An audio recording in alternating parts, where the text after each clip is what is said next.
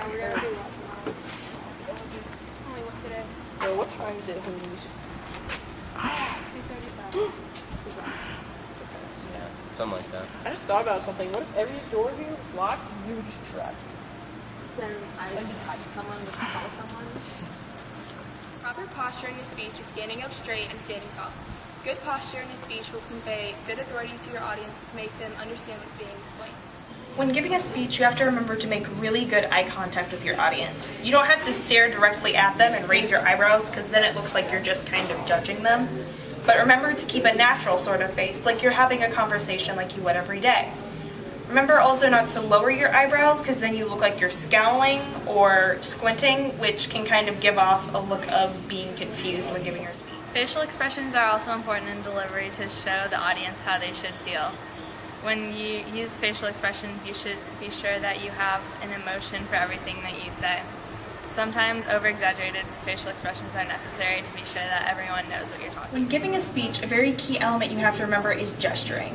So if you coil yourself in, you look like you're not interested and you really don't want to be there.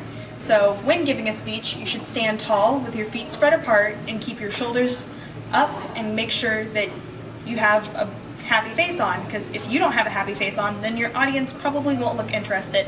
So always remember, if your audience looks bored, it's probably because you yourself look boring. The speech helps the audience comprehend what is being explained. When you have lack of fluency, you typically stutter or use words such as like or as often. Being rehearsed and prepared for a speech includes many aspects, so I'm just going to break it down and provide a few tips for you. The first one is to use note cards. You can put as little or as much information as you need on them. The second is to videotape yourself or watch yourself in the mirror. This can help you see yourself from the spectator's point of view, which can help with a lot of nervous jitters. The last one is to dress nicely, because you can look professional and often come off as more confident. Vocal projection is important in delivery of a speech because it ensures that the audience can tell what you're talking about. Some ways to ensure that you have good vocal projection is to have a personality and be yourself on stage. You also have to be passionate about what you're talking about, or at least act like you are.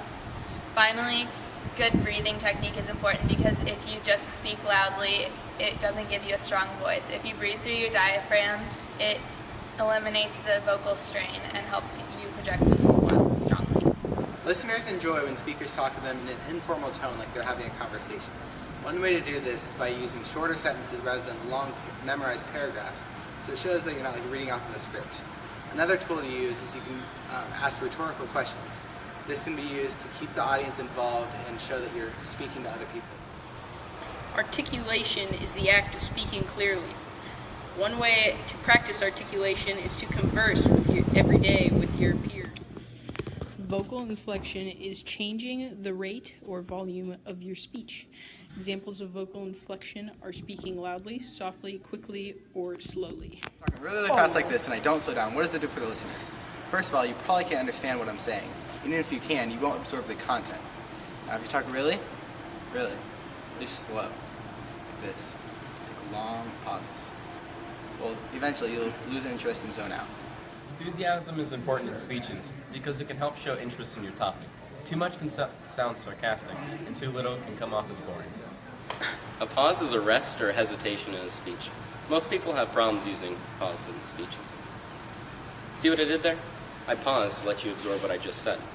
Pauses in speeches can be used to help emphasize what you just said, or let your audience take notes or absorb what you just said.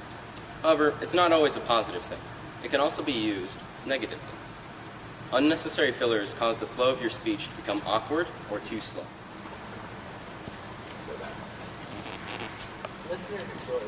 There's a lot of aspects to being prepared for a speech, so I'll try to break it down by providing a couple.